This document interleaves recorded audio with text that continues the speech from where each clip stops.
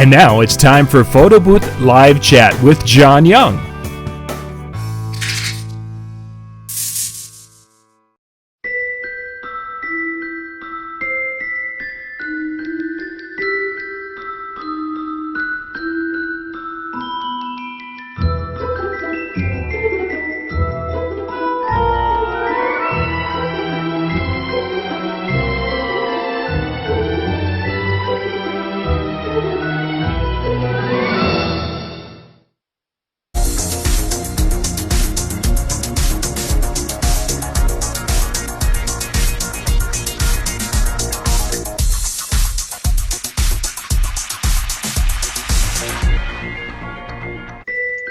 Good evening and welcome to another Monday night here on PBN TV. I'm John Young, your host, and tonight I'm joined by Brandon Wong. Good evening, Brandon. Good evening.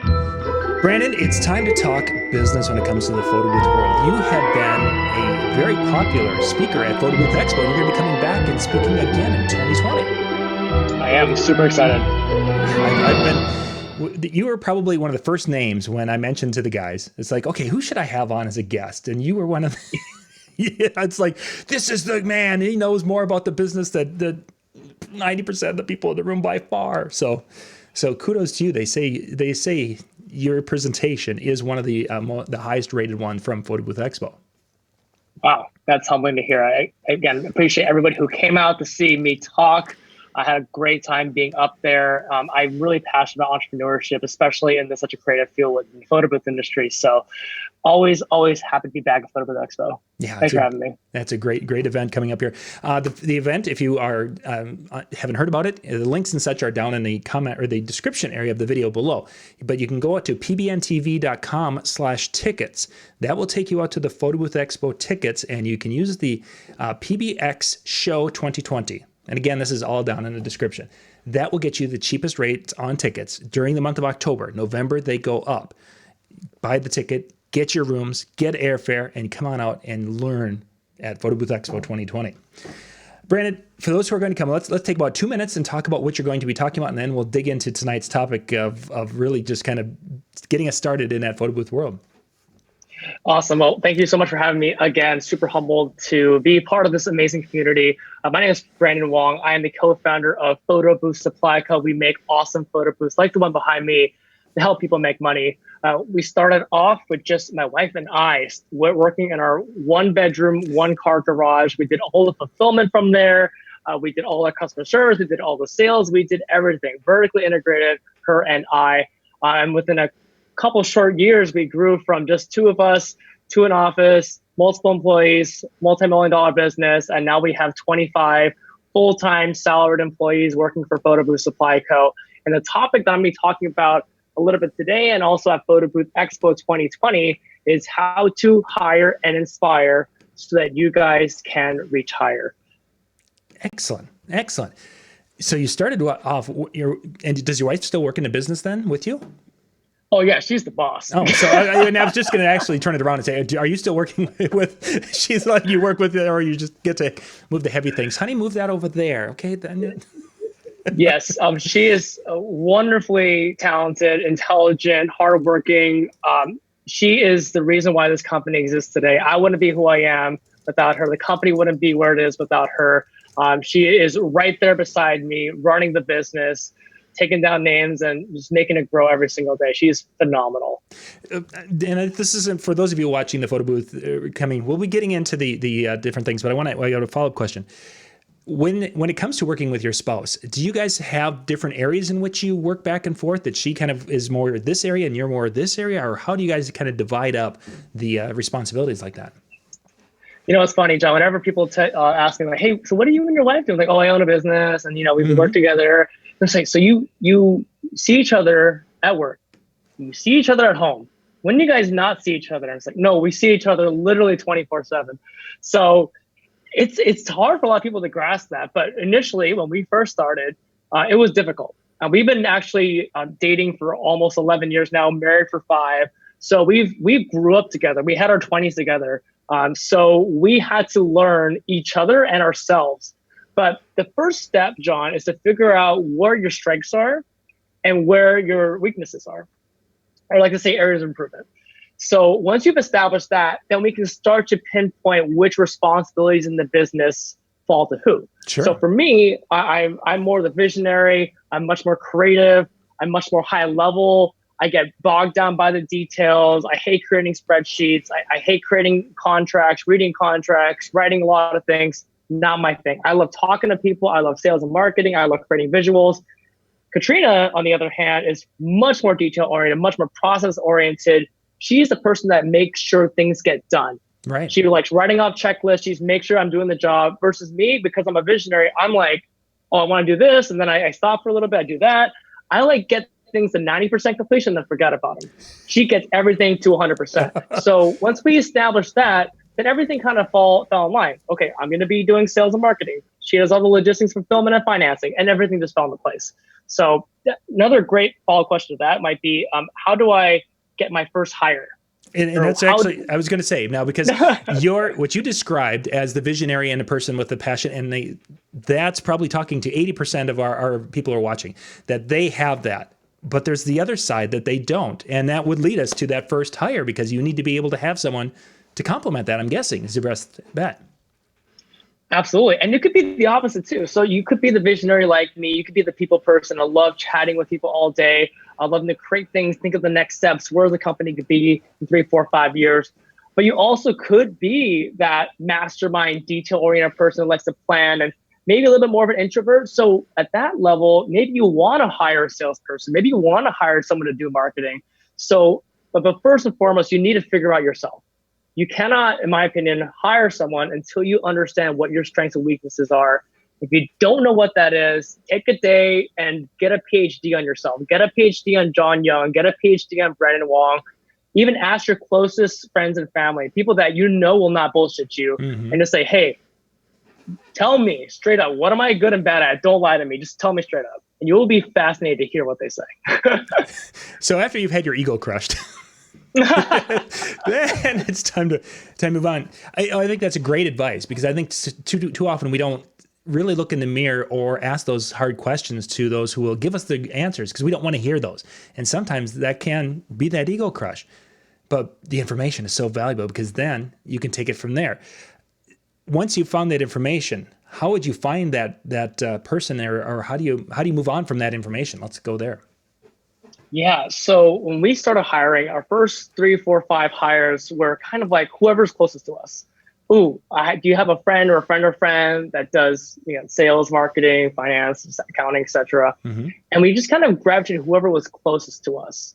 So while that was convenient and that built that trust, it didn't always find a great alignment in terms of skill or culture, anything like that. We didn't even know what culture meant for the first couple of hires. We were just like, dude, we are drowning in work. I'm working 80-hour work weeks. I just need some help. So as a first hire, that might be a good start. First of all, again, figure out what your strengths and weaknesses are. And then out of your weaknesses, try to look for someone in that role. So that might be sales, that might be marketing, accounting. And if you don't know anyone close to you, no recommendations, go hit up your typical hiring websites. Craigslist is surprisingly great. Angel.co is great for startups as well. Maybe if you're a little bit bigger, but it still works. There's also Monster.com. Indeed is very good. All these hiring sites, and you'd be surprised to see how many people are hungry for work, and how many people are actually willing to work as hard and are as passionate about your business as yourself. We at Photo Booth FICO get around 100 applicants a day. I kid you not. So if we're getting 100, you get a few bites. And then from there goes the interview process. And that's a whole other story too. I have a 5-part interview process every single person through. It's a little intense. Really make sure people have a cultural and skill alignment with the job here at Photo Booth FICO. So when a person's running with the photo booth company itself, we find the person who will complement our skill set to really round out the business. Do you find that you want to find a person who has a good personality and fits into that culture now more, or are you still really basing it on their competency within the area in which your needs are? Yeah, absolutely. So I would say, again, when you're first starting out, you're a small business and you're going to get a lot of applicants that are really enjoying that type of environment. So first and foremost, you got to figure out what your culture is. It's not mandatory, but it's really good if you want to have this person long term. And a lot of people don't even know what culture is. And I didn't know for the longest time. But so you guys are getting a head start. I would say look into your past. And this is, again, this building a business and how good your business is really about you. Look into your past and see what were the successful traits of yourself that led you to be where you are today. Was it your work ethic? Was it the amount of customer service you have for your clients and the amount of empathy you have for them? They're willing to go above and beyond. Was it your ability to be disciplined and to make sure you have a very structured day? Think about all those things that made you successful. Write them down, and you're going to start to look for those in the candidates that you hire as well. You're going to look for those in the type of questions that you ask. You're going to look for those in the type of actions that they performed in their past jobs. And that's how you find a culture fit. And it's really in terms of when the culture, what are their skills and behaviors that align with the ones that you've done in the past that make you successful today? That's kind of interesting. So I almost feel like you're wanting to find a somewhat of a clone of yourself, or am I going too far with that? Well, yes and no. You want core. So at Photo Supply Co., we have core values. Almost every company does, right? Mm-hmm. Ours are respect, ownership, candor, kaizen, excellence, and discipline. They all spelled out rocked. So very easy to remember. I try to find people that exemplify all those core values, but that does not mean that they're clones of myself. They could think completely differently. You could have respect and candor and be disciplined, but have a completely way of approaching a problem. You can have a completely different way of providing solutions. And that's good. You want to build a company with different perspectives. So when you come up with a solution, if you had a clone of yourself, what would that be, right? You're just two people agreeing with themselves. So you need to have that conflict. It's almost like that opposite attracts thing with marriage, right? Yep. So again, having core values, alignment with that doesn't necessarily mean that you're hiring the complete exact person as you. Again, you can still have respect, you can still have discipline, all the core values that Photo Supply Co has, but maybe you're more passionate about sales than I am. Or maybe you're more passionate about developing an iOS than I am, because I don't like either of those things. So that could work out like that too. So let's kind of segue with the hiring now. If we're looking to get into talent, basically entertainers that are going to be running our gear. We've been kind of talking the business side of it so far. What changes when you're looking to add staff in that realm? Yeah, so you have to first of all understand that it might be a high turnover situation. So I'm assuming it's going to be anywhere from pay $13 to $20 per hour pay, right? They're going to be going weekend events, so their availability has to be there. So just right off the bat, kind of know that there is going to be a high churn rate for these hires. It's awesome to have someone long term. That's the goal, but just come with that frame in mind. And at that point, you can, again, try to find the traits that are similar to yourself, so those core values that you admire. But also from a photo booth point of view, photo booth attendant point of view, there's very clear characteristics that you want, right? You want someone who's energetic and fun at an event. I don't know if it's palpable to customers who want someone who's introverted and quiet. So I think you want to test for that first and foremost. And the second thing I'd want to obviously hire for is meticulousness and detail orientation. You want someone who's going to make sure they pack all your gear properly, put everything back properly, label everything correctly, all that stuff. And the last thing I would say is being disciplined. These are very high-end events that you guys are doing. And a lot of times, this is the most important day of people's lives. So you want to make sure you get someone who is on time, is conveying to the customer if there's any sort of change in the schedule, change in their availability, etc. Discipline is so important, especially for this job. And especially when you grow the business and you have more than 1 in 10, you have 2, 3, 4, 5 people, you're going to want to make sure that they're all communicating with you responsibly and diligently. So to recap, I would say discipline is important. Life of the party, energy, whatever you want to call it, is important, and attention to detail is also very important. And you can test for those in a variety of ways as well during the interview process. Sure. If you want, I can dive into some of the things I've heard before in the past as well. Well, that's actually where I wanted to go next. Is you talked about basically looking for someone with charisma, and then of course the positive some traits, but you really didn't dig into the tech side of it. And as someone who sells a lot of photo booths, and you're having communications with a lot of the owners out there who have staff using them, in today's day and age, how important is tech, and does that play as big of a role as it might have done 5 years ago? Well, that's a great question, John. It really is dependent on the type of photo booth that you have. So, whether it be if you build your own, and there's a lot of stuff happening in there that happens quite frequently. Mm-hmm. There's a lot of parts, a lot of tools.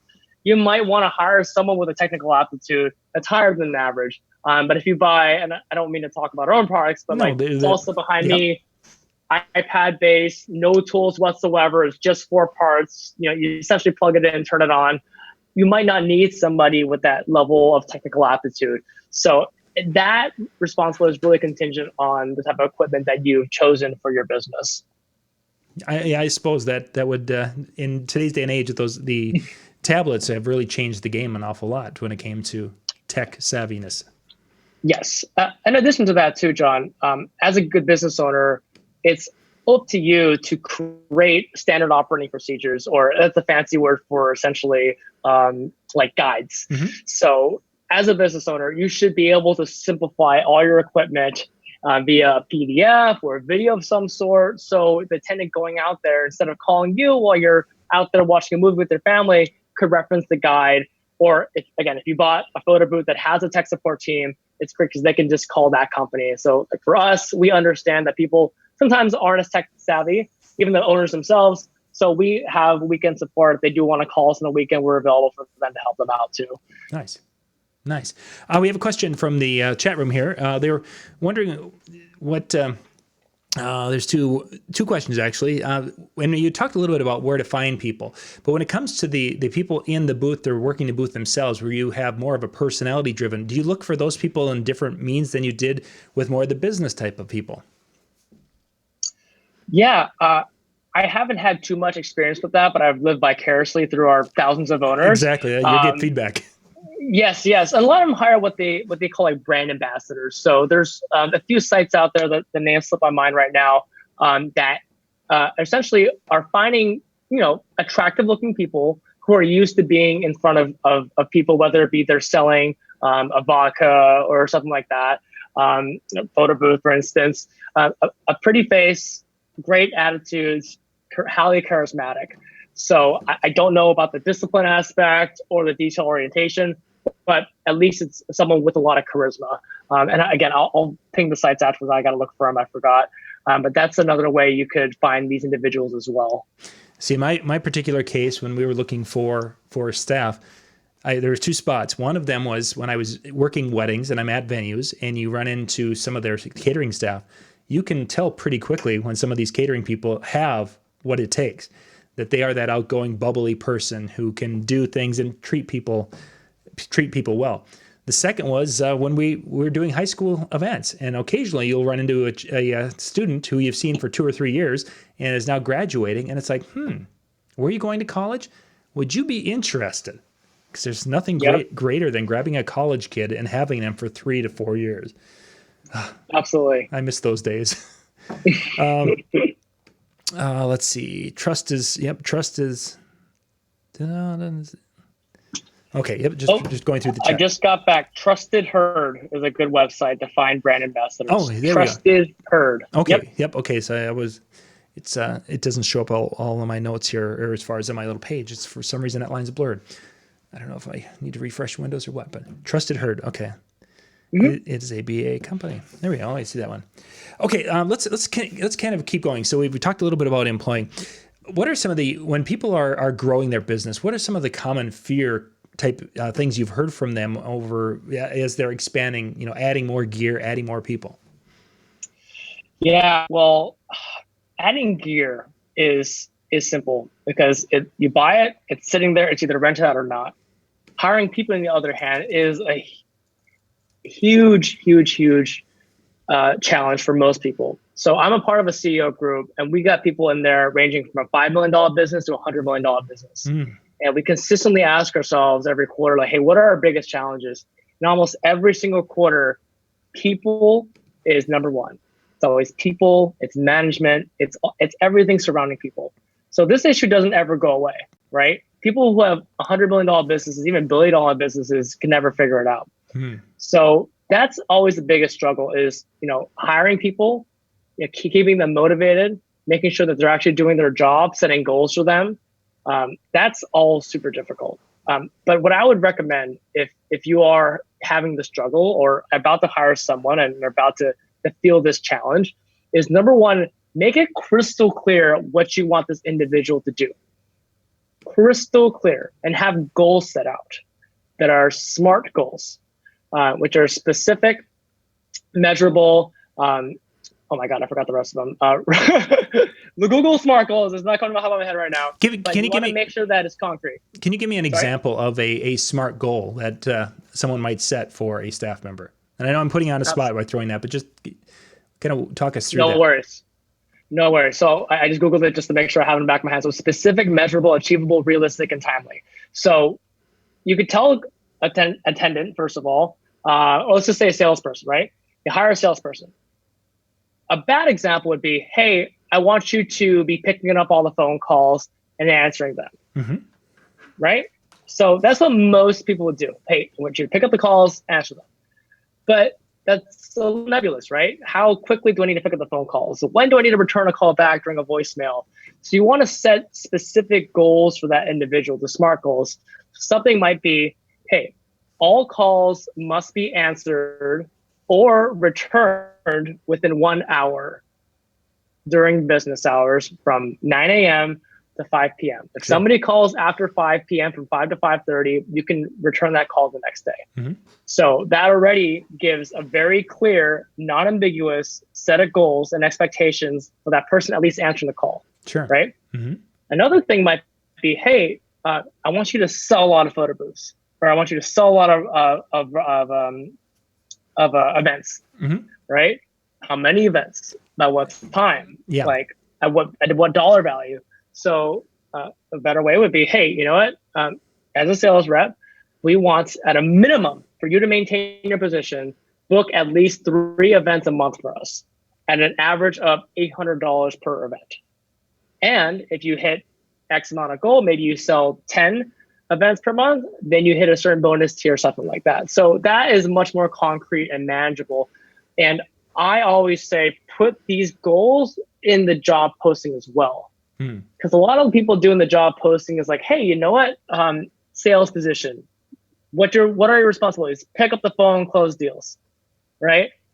But if you put on the job listing, literally that your goals are to respond to people within an hour in the during business hours and to close at least 3 events a week at an average of $800, they know right up front, black and white, what their expectations are. And if they can't meet them, then why would they even apply? So you're filtering a lot of people that wouldn't meet that criteria. And on top of that, you're being very upfront with your expectations about it. Instead of, which most people do, on the first day of the job, that's when they tell them what their expectations are. And at that point, they're like, well, I can't do that.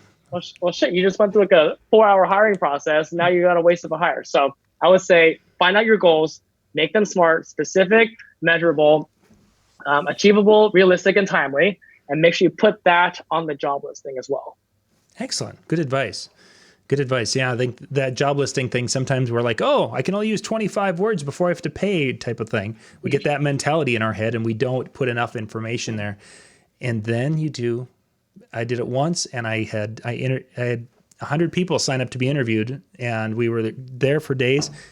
And most of them thought we were doing a radio DJ. You mean what? It's like it said wedding DJ. Oh, what, you're not doing radio? No. You live and learn. Yep. You live and learn. As people are expanding their businesses and growing, there's got to be a common problem that you have seen. You've heard as they're purchasing and they're doing things and getting feedback. If there was one thing that you could say to a person, don't make this mistake, what would that mistake be?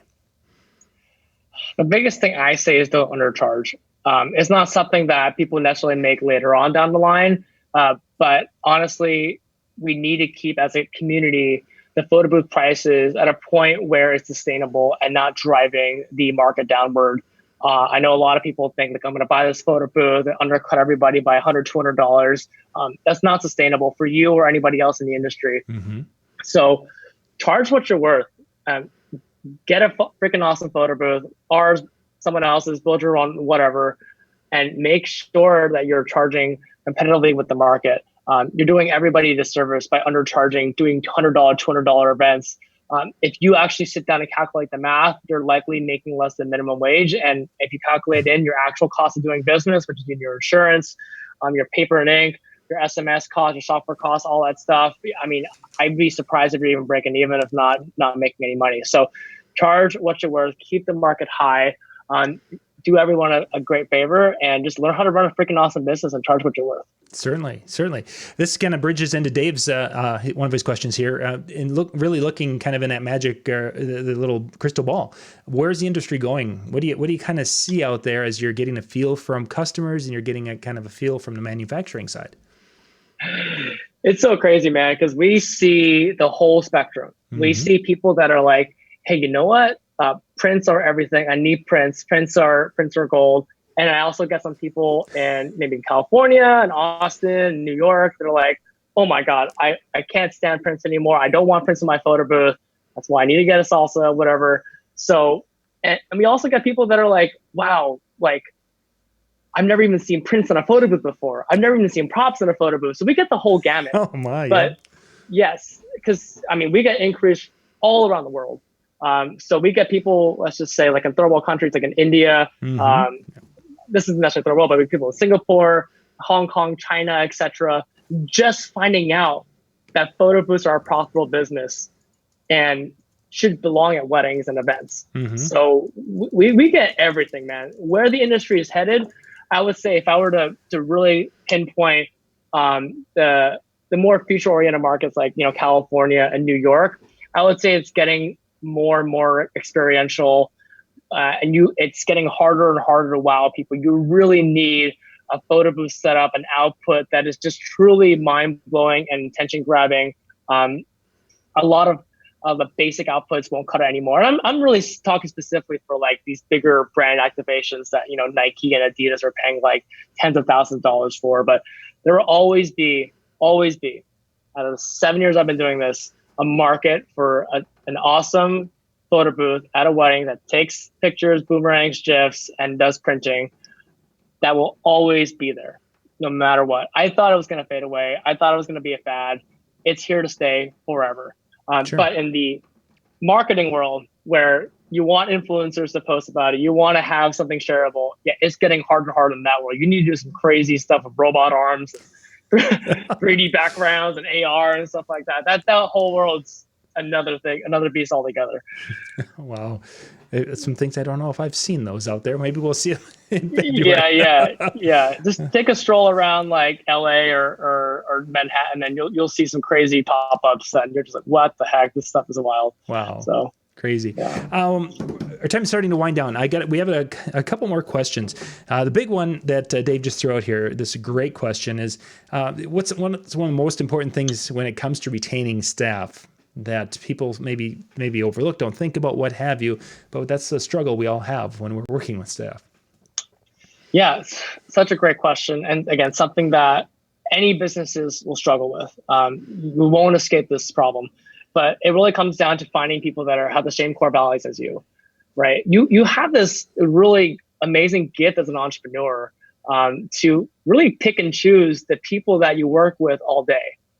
I mean, nobody else has this luxury, right? Most people work for a company and then they're like, all the time, 90% of my friends that work for a company, oh my God, this one employee is a pain in the ass. Oh, my boss is such a jerk, blah, blah, blah, right? You get to pick and choose that. So imagine if you really define your core values, you're going to be able to find everybody, create a pool of people that really jive and mesh with each other because you guys all share the same thing. But taking it a step further, John, is your mission statement, which is defined in one sentence, what you do, why you do, how you do it. And that is the non-financial reason why someone will want to join your company. This is the reason why nonprofits can afford to have thousands of volunteers unpaid. It's this mission statement that binds people together. It's our reason for living. It's our reason for giving back to the world. And ours at Photo Booth Supply Co. is to create meaningful business opportunities to allow people to capture memories. So we find people that are really passionate about helping not just people, but entrepreneurs specifically. And we find people that love creativity and photography as well. So we try to look for people that have any sort of graphic design background, photography background, videography background, anything in the creative world.